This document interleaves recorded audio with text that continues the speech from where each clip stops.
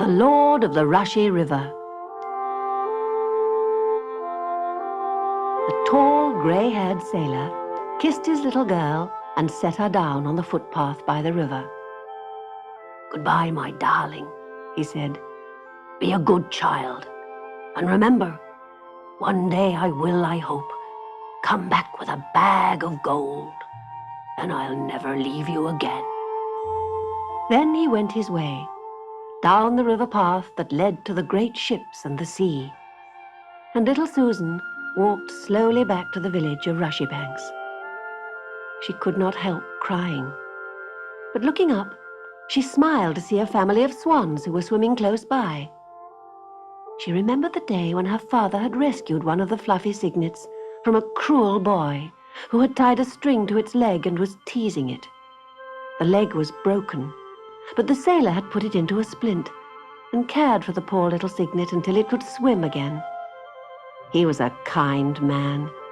So kind, he found it hard to believe that anyone could do harm on purpose. So he did not see what a wicked woman Dame Dinich was. She was the woman he had hired to take care of his house and his little girl. He thought she loved Susan as though she were her own. But as soon as he was gone, she hid the money he had given her for the little girl's food and clothes.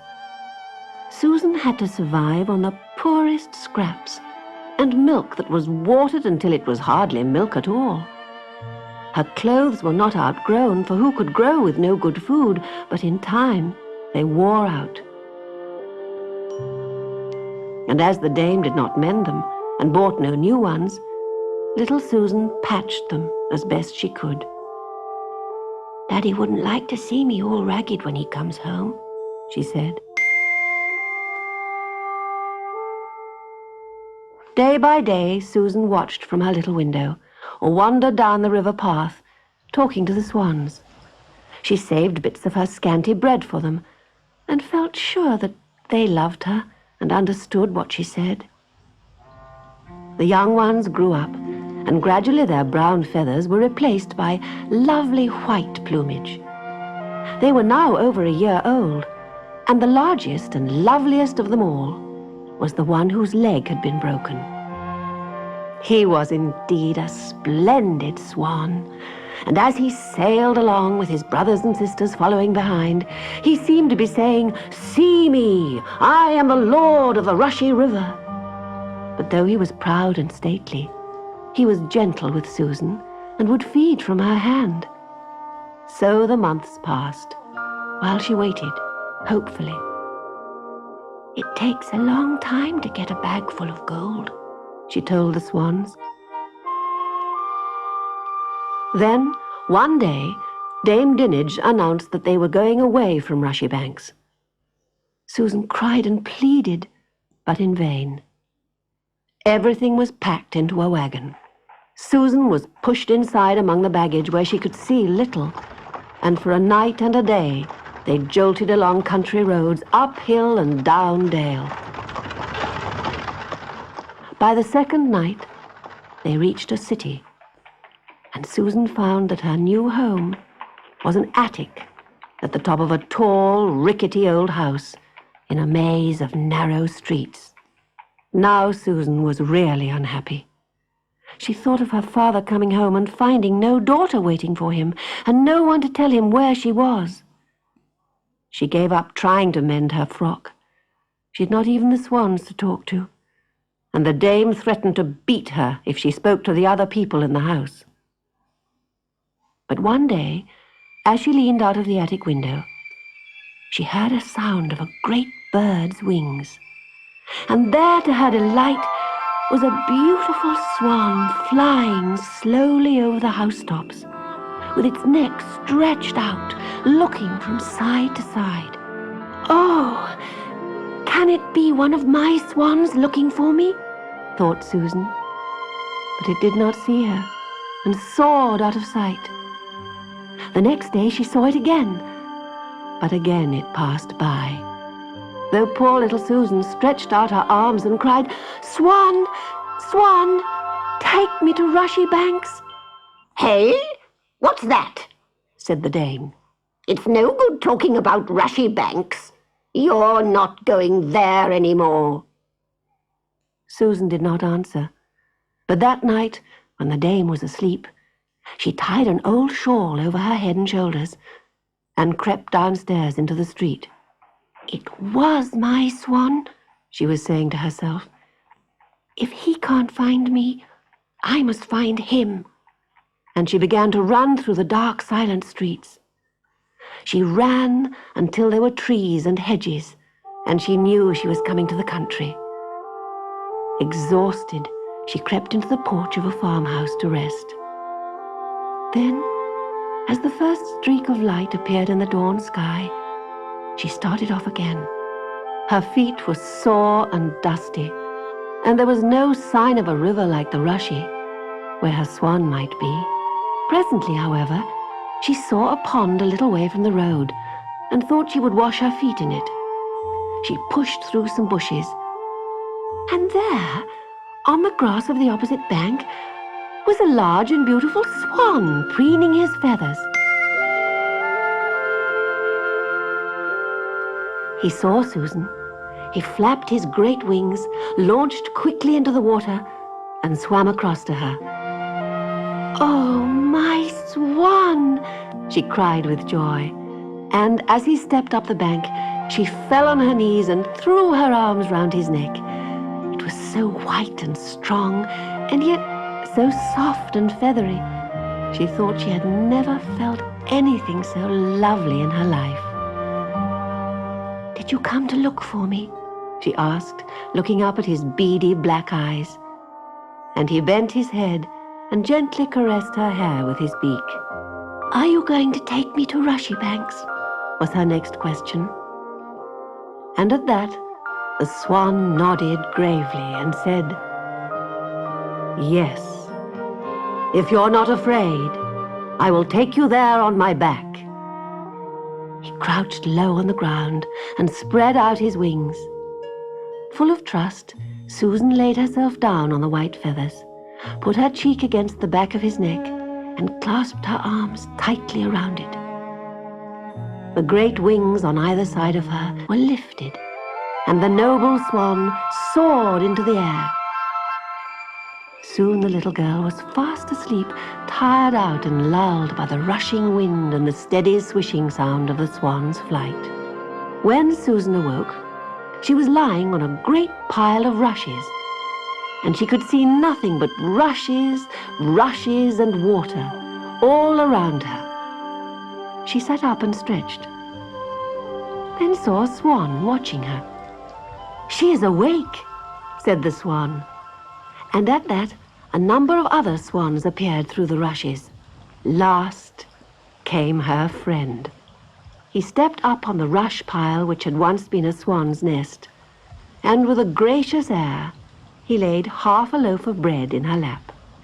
Stretching one wing around her, he said, "Your father once saved my life, and you fed me when you had little enough for yourself.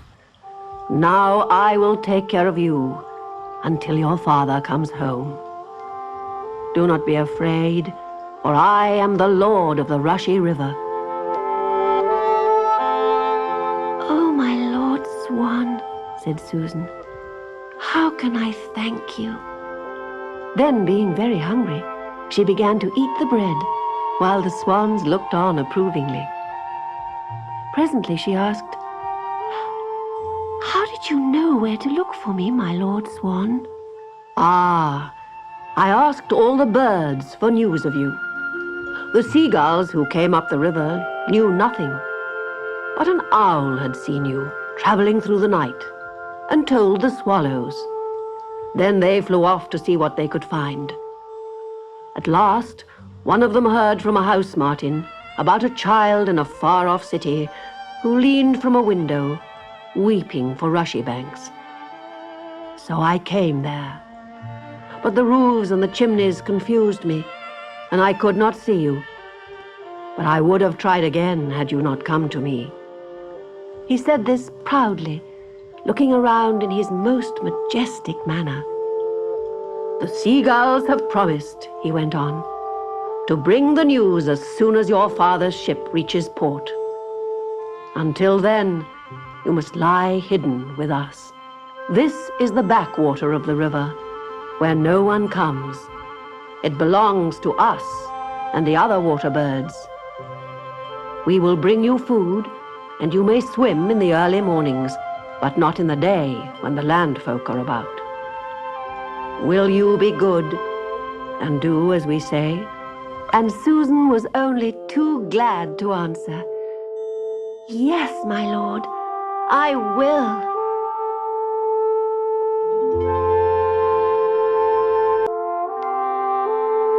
The summer days went by, and Susan lived very happily with the swans of the Rushie River. She spent long hours on a tiny island, covered with willows and hidden by beds of reeds and tall bulrushes. Sometimes she crept through the secret channels among the rushes, where the wild duck, the mallards, had their homes. If anyone else had intruded there, they would have flown up in alarm. But the lord of the Rushie River had given his orders, and not a duck betrayed her. At night, when the moon shone, or at early dawn, she would swim out from the backwater into the open river and see the familiar fields and path and the sleeping village where she used to live. Every now and then, someone out late or very early caught a glimpse of her, and a tale went round that there was a water sprite in the river, but few people believed it. Every day the lord of the river brought food for Susan. He collected it in a basket she had made from rushes, and which he carried in his beak. Sometimes he visited the watermill, where the miller's wife always gave him something, or he would stop at the bridge and catch in the basket the best of the crusts and bits of biscuit which people threw down. Most days he called at the baker's backyard. The baker's little daughter would sit on the low wall, looking out for him. In her lap were buns or scones or rolls or broken cakes from yesterday's baking, and she little guessed that they would be eaten by a child like herself. The swan bowed his head courteously in thanks and swam on. Susan became taller and plumper, browner, happier and prettier every day. Only one thing troubled her. Where could she get a dress to put on when the time came to meet her daddy? Her old frock was nothing but a shapeless rag. At last, she explained her problem to Madam Penn, the mother swan, and Madam Penn discussed the matter with the lord of the Rushie River. "My son says he can help you," she later announced to Susan. "Every Monday, the baker's wife hangs out her washing in her backyard. Next time he sees one of the little girl's frocks there, he will fly up, remove the pegs, and bring the frock to you. The child is just your size. Now, isn't that a clever plan? Isn't that just what you want?" But Susan was quite distressed. "Oh, please, Madam Penn," she said. "It's ever so kind of him, but he mustn't do that. That would be stealing. I couldn't wear a stolen dress." Both Madam Penn and her son were puzzled by Susan's reply. The two swans were brave, patient, and kind, but they had never had to worry about right and wrong. Susan explained what was meant by stealing and persuaded them that it was wrong. But the lord of the river did not give up hope of finding her a dress. On windy washing days, he always kept his black eyes open for a frock blown through the air from the village clotheslines. As summer turned to autumn, the seagulls flew up the river to follow the plough over the fields, but they always left sentries on the coast to watch for Susan's father. One day, a big herring gull came flying from the coast, crying, "News! News!" Wheeling in great circles, he descended to the old swan's nest where Susan and the swans had gathered eagerly to meet him. He then told the story of how he had flown far out to sea to a ship sailing slowly to port. He had perched on the rigging and listened to the sailors talking about their families. One of them, a tall man with thick grey hair and dark eyes, had talked about his daughter, Susan. There might be other sailors with daughters called Susan, but the gull felt sure he was the right one. Susan could hardly believe that her daddy was so near. She wanted to dance and shout and sing, but the swan said she must be quiet a little longer. So she sat down with Madam Penn to consider how she might make herself tidy without a new dress. The Lord of the River was thinking of something else. "I'm going to see for myself that this is the right man," he said, and as the sun began to set, he spread his wings and rose up in the air.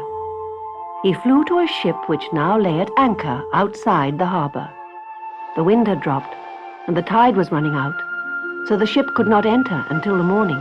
A group of sailors was leaning on the rail of the deck, looking towards the shore. "It's queer for a swan to come out to sea. I wonder what he wants," said one, as he watched the proud bird land on the water and swim slowly round the ship. "Why, I'm sure it's John Swan," said a tall, grey-haired man.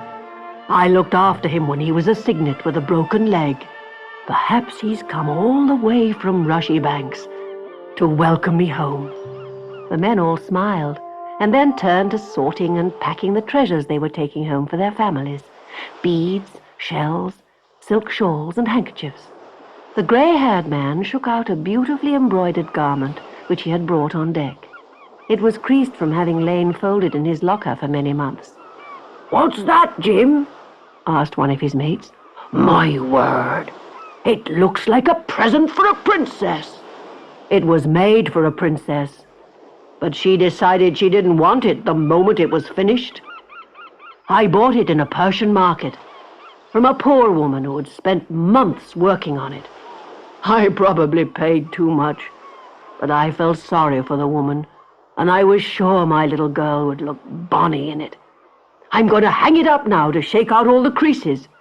He hung it over the rail and stood admiring it. And indeed it was a wonderful sight as the setting sun lit up its glowing colours.